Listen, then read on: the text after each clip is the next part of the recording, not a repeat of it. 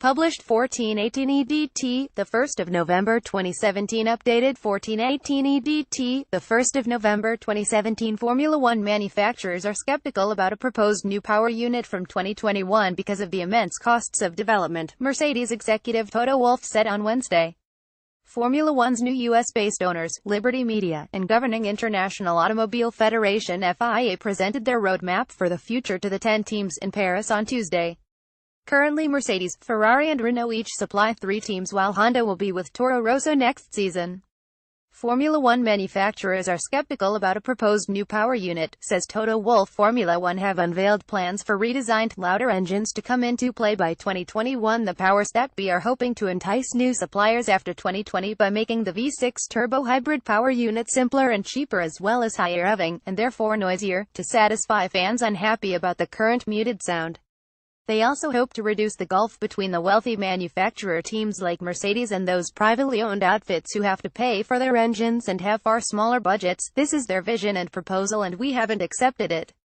The flaw of the concept is that it's a completely new engine and new investment, Wolff told the BBC. It portrays it in a way of this is how we're going forward, and none of the current OEM's original equipment manufacturer was particularly impressed, added the Austrian. Red Bull principal Christian Horner is expecting a lot of filibustering over the coming months. 1.6-liter V6 turbo hybrid, 3,000 revolutions per minute, higher engine running speed, range to improve the sound, prescriptive internal design parameters to restrict development costs and discourage extreme designs and running conditions, removal of the more powerful MG with focus on manual driver deployment and race together with option to save up energy over several laps to give a driver-controlled tactical element to racing, single turbo with dimensional constraints and weight limit, standard energy store and control electronic, high level of external prescriptive design to give plug-and-play engine chassis transmission swap capability, intention to investigate tighter fuel regulations and limits on number of fuels used. The current commercial agreement with teams expires at the end of 2020. Which means some existing manufacturers could walk away without penalty rather than accept heavy developmental costs and reduced revenues.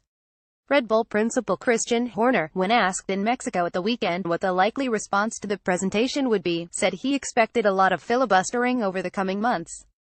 Horner has been a big critic of the current power units, with Mercedes dominant for the past 4 years while teams like Renault-powered Red Bull have struggled with performance and reliability.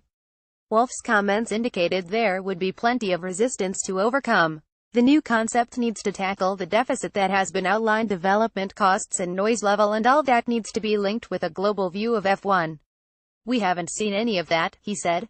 Renault F1 Motorsport head Cyril Abiteboul told Francis L'Equipe that the proposals were a good starting point, but there was plenty more to be discussed, including the chassis and distribution of revenues.